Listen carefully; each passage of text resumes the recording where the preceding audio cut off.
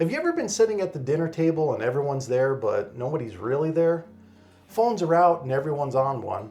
TV's on in the background. Everyone's giving quick answers and half listening. You're half thinking about work. You're physically there, but you're not really present either. Stick with me because I'm going to give you a couple of tips and strategies I've learned to break this cycle and work on communication in the family. So, first things first. I know I'm referencing our children a lot in this video, but it applies to adults too. If you're struggling with communication in your house as a mom or a dad, wife or a husband, this might be useful for you to open up lines of communication with your partner.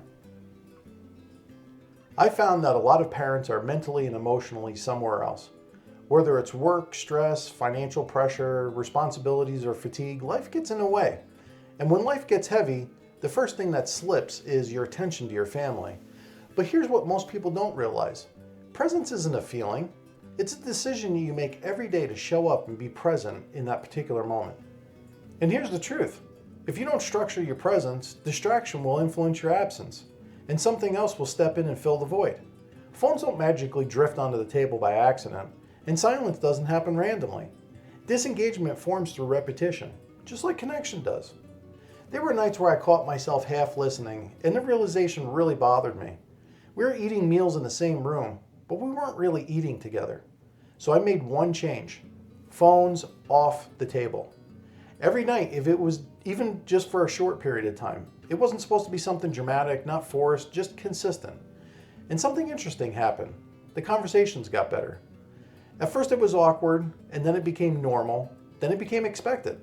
That's how presence forms, the repetition. Here's what makes this hard.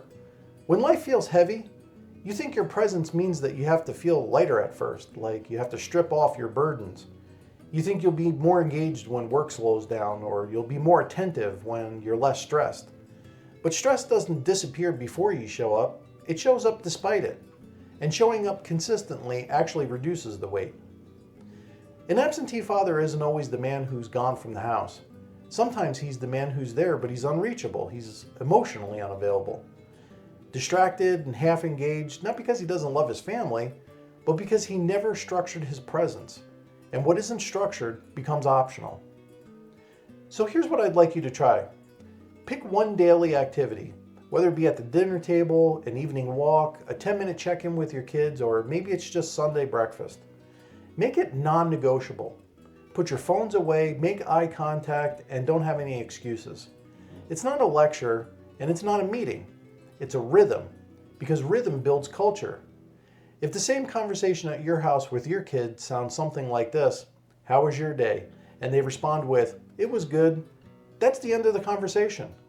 Because you asked the same question and they responded with the same answer, the next time you ask your first question, follow it up with, "What did you do today? What did you like about it? Who did you do it with?" Ask questions that require them to respond with something more than just good.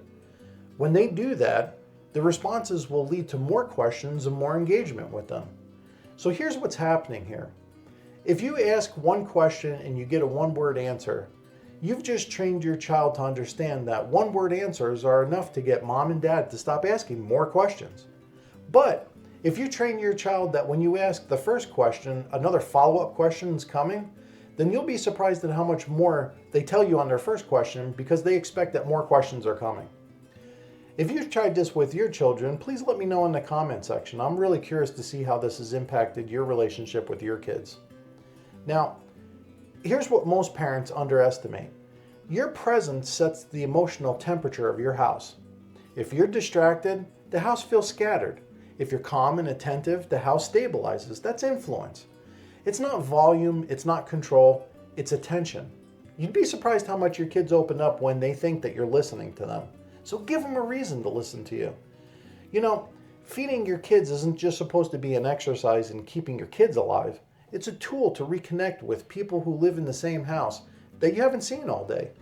The earlier in their lives you start this practice at the table, the earlier they'll come to expect that this is what mealtime is for. Remember, you don't fix heavy situations by escaping them. You build small anchors inside of them. Repetition builds your identity with your family. Repetition builds trust. Repetition builds connection, even when life feels heavy, especially then. So start out slow. Ask one more question than you would have before. Maybe the environment's off and they don't feel comfortable sharing at the dinner table in front of everyone. So take them on a walk. Talk to them while riding on a bike. And never underestimate the voided time spent in the car on your way somewhere. Instead of turning the radio on, turn your parenting skills into a superpower and ask questions in the car. It's a smaller space where they'll feel more comfortable and you'll have their undivided attention. So, staying present isn't always about being perfect. It's about being deliberate. And deliberate, repeated presence changes direction in the family. See, on this channel of Built Not Hacked, we discuss all kinds of everyday situations that affect your life, so we can come up with the answers together. If this has helped you rethink how you show up at home, consider hitting the like and subscribe button, and I'll see you in the next one.